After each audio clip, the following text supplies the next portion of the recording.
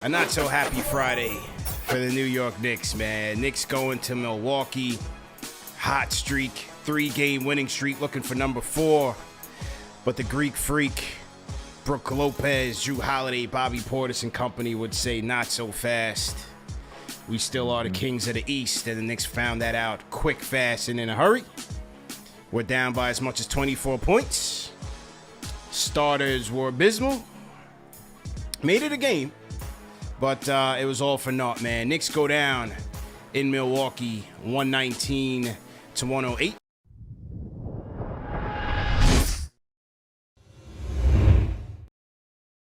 Look, man, this is always going to be an uphill battle. Obviously, the Bucks are the Bucks. I still call them the champs. So you got to put some respect on their name. 2 years removed from a championship. The Greek Freak is the best two-way player in the league. Yep. There is not one person that you can put in front of him to stop him. And everything flows through there. And the beginning of the game in the first quarter, it was all him. The first 3 Bucks possessions, he's putting pressure on the rim. He's putting pressure on Mitch. Mitch wanted to step up to the challenge. It's always a tough challenge against the Greek freaking Brook Lopez. Found himself in foul trouble immediately. That hurt us. Secondly, everything starts at the head of the snake, man. And that for us in this early stretch of the season is Jalen Brunson. And it wasn't his night tonight. But I think give credit. I always give credit where credit is due. I looked at how the Bucks were playing him. I thought Javon Carter did an excellent job defensively. Picked him up from full court immediately. Gave him no room to breathe. Played his drives well. Was very aggressive. And I thought he threw Brunson out of his game early. I thought the Bucks defense was good. It was the number 1 defense in the league this early stretch. Yeah. I think that's where it started for me, man. That's where it started for me. Yeah, it was. I knew it was going to be an uphill battle coming into this game, just because, as you said, you called them the champs. They're a title contending team. We're not. They got something that we don't. They got a superstar, especially when Giannis is. Might as well be just considered. I think he's a 7-footer. I don't think they actually list him as a 7-footer. Yeah. But he might as well be. He could play. He could do everything, man. Like his jump shots coming around too. Just a difficult guy to guard. You mentioned Mitchell Robinson just getting in foul trouble early. Isaiah Hartenstein came in, couldn't do anything against Giannis at those points either. I mean, Brook Lopez, just having Giannis and Brook Lopez out there is just a mismatch detriment to the Knicks. Yeah. We don't have 2 guys that can height-wise that can match up with them. And with Giannis, his speed and athleticism is just on a whole other level. It's just so difficult, man. Yeah. Then you got Drew Holiday. Drew Holiday started getting activated too. Third quarter. Even with they didn't have Chris Middleton tonight. Right. If they had Chris Middleton tonight, I think this could have been a lot worse. Because they didn't have their sharpshooter. But look, the one thing you could say about the Knicks that they did do tonight, even though the starters shot poorly. Brunson, Randall, RJ all got to the line. Second unit was efficient for the most part when they came in. Yeah. But it was too far gone, man. I thought the rotations was a miss tonight. It's going to be a challenge all year, but tonight I thought it was a miss, and I thought those guys should have been in there very, very early, man. Very early. Much early in the third. I agree 100%, man. Look, you had Toppin go 4 for 7, 3 for 5 from 3. Another good night shooting for 3 from Obi. Derrick Rose went 5 for 8, 2 for 3 from 3. You know, all these, and you had Quickly who shot 5 for 11. He was also getting to the line. Uncharacteristic that he missed half of his free throws. Yeah.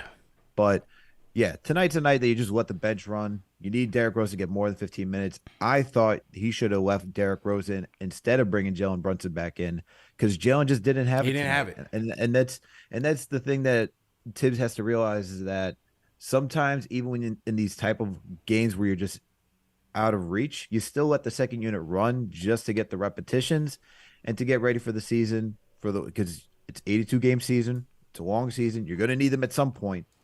Let them get the run. Let them get familiar. Get them the extended time on the court. That's the type of stuff that he needs to do. Poor rotation management tonight. I didn't think Randall deserved to come back in on.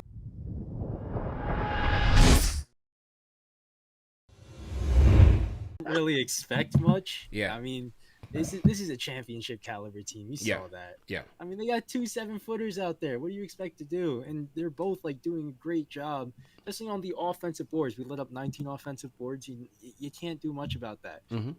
I mean, even if you wanted to come back, because I noticed Tibbs was really pressuring the pace. Every time we got a rebound, he just kept on yelling, "Go!" Mm-hmm. And so I was wondering why he would say that. And the way to do it is to just watch the other team, and you see like their transition defense is just incredible. Yeah. The Bucks transition defense is incredible. And so Tibbs was just trying to beat it. Before they could set up, he was trying to get there. And you saw that when D-Rose subbed in, he just sped down the court and got an easy bucket. Mm-hmm. But sometimes it's just not possible, because when you do that, you let up offensive boards, and that's right. what happened. And then you had that third quarter stretch, 2 minutes and 34 seconds, and they scored 18 points 18-0 run. 18-0 run. And then you look on the other side of the ball, how do we counter it? And there was just no ball movement to try to adjust anywhere. And when your starters don't have it, because we started off the game horrible. We started off the game in an 8-point hole. You fought back into it. Then you come in the third quarter, and it's the same thing again. Yeah. There has to be better ways to come around it. Like I agree with you have to experiment. There's got to be other ways for you to explore. And, I said this at the beginning of the season, RJ's got to start faster. I don't know if we start the season in August for him, so by the time the season starts, he's ready. But holy, 37.8% from the field and 14.3 from three. That has to get better in order for us to get anywhere close.